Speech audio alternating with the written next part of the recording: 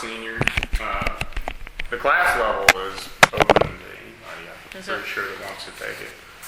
It's just a requirement for public administration majors. Okay. Are you I'm a sophomore. I'm a senior. okay? So y'all have a class project to? Yes, we had to get together and go on the city's website and find just any department we wanted to and find an administrator to interview and ask a few questions. And Okay. so we found you. All right. Okay. How many people are employed in your department? 47, I believe. 47. Okay. I'm just getting some number stuff out of the way. Does most of your budget come from water and sewage fees? All of my budget comes All of from it? water and Okay. sewer fees. I get no general fund funding. Okay. Like what kind of things? How do you split up your budget? What kind of things do you spend that money on?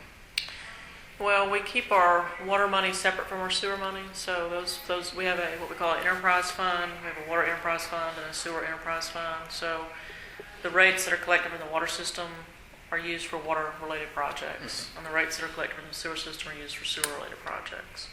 So we collect two primary types of fees or charges from our customers. We have a monthly fee, like for monthly water usage or monthly sewer usage. You get billed based on the amount of water that you use. That money is primarily for the operation and maintenance of our system. So it's primarily for salaries, to do repair and maintenance, replacement of equipment when it's, if you use something for 25 years and it's time to replace it, then you'd use that money. That money also has to be sufficient enough to pay for any debt that we take. If we issue bonds or if we do a bank loan, the rates have to be sufficient enough to pay back our creditors. The other money that we take in, we call an access fee, which is basically a capacity fee.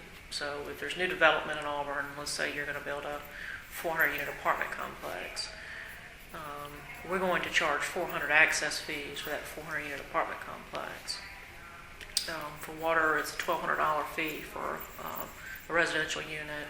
For sewer, it's $1,800 per unit. But we take that money, we collect that money up front, and we set it aside. We're basically saying you're tying on our system and you're consuming capacity.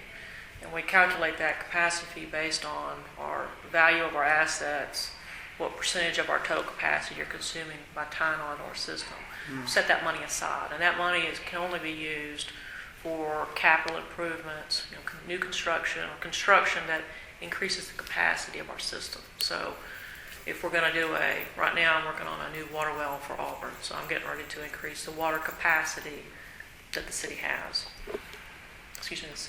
Or the water board has. We currently have an 8 million gallon per day water plant. I'm getting ready to build a water well that will provide us with about 900 gallons per minute, about 1.5 million gallons a day of additional capacity. Is that 8 million gallon tank the city's main water supply?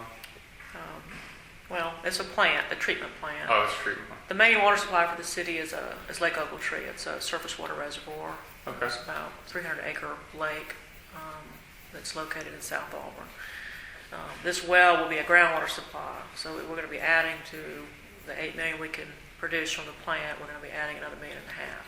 But for instance, on that well project, we're going to take money that's been set aside for capacity, for growth, to replace the capacity that's been consumed, and we're going to use access fees to fund most of that project. We're going to fund that access fees. So those are the two revenue streams we have. On sewer, it's the same thing. We're going to charge, if you come in and you want to have a water meter set, we're going to charge you an access fee for water and for sewer if you need both services. Some of the households in Auburn are on septic systems, so they don't pay that fee because they're not tied to us. Some of the houses in Auburn might be on city sewer, but they may be on somebody else's water system.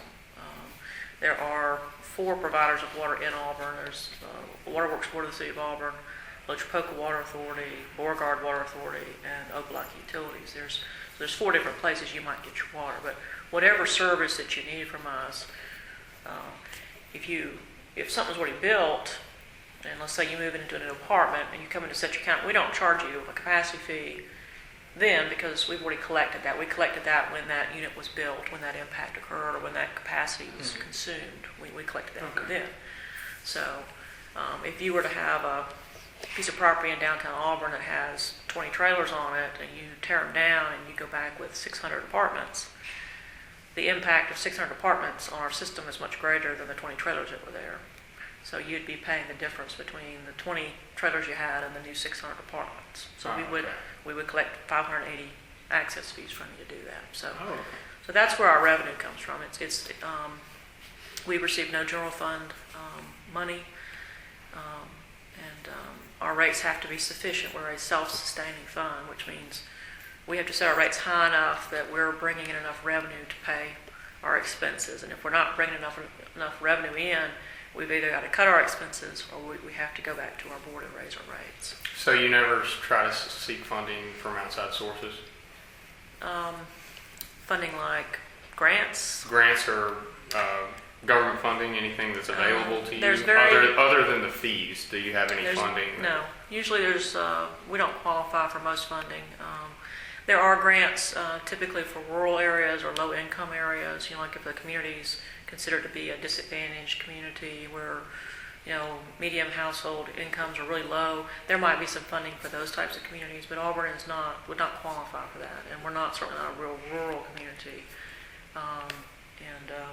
So no, our rates have to be sufficient. It's either that or we've got to cut our expenses, and we've done a lot of things over the years to try to cut our expenses to work more efficiently, to not have to add staff. We've almost doubled in the number of customers in the last 10 years that we serve, but our staffing hasn't changed. We've had to work smarter. We've gone to wireless reading of our water meters. We've gone to wireless work orders. So if the ladies at the counter have somebody come in and they want the water turned on, it goes into the computer and it shoots a work order out into the truck, and our meter tech goes out and turns the water on, or goes out and turns it off.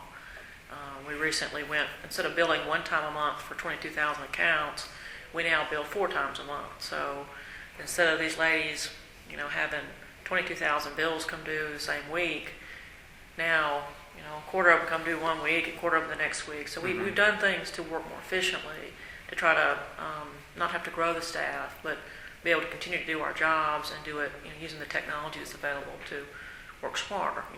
By having work orders go out to our trucks, they used to have to drive back here and pick up a paperwork order and then drive back out to do the work.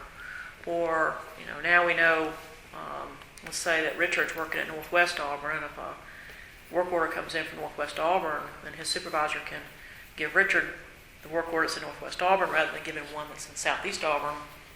So he'd have to drive from up here, back down here, back, Right. We're able to, on certain, days we're doing cutoffs, for instance. We might cut off, if people don't pay,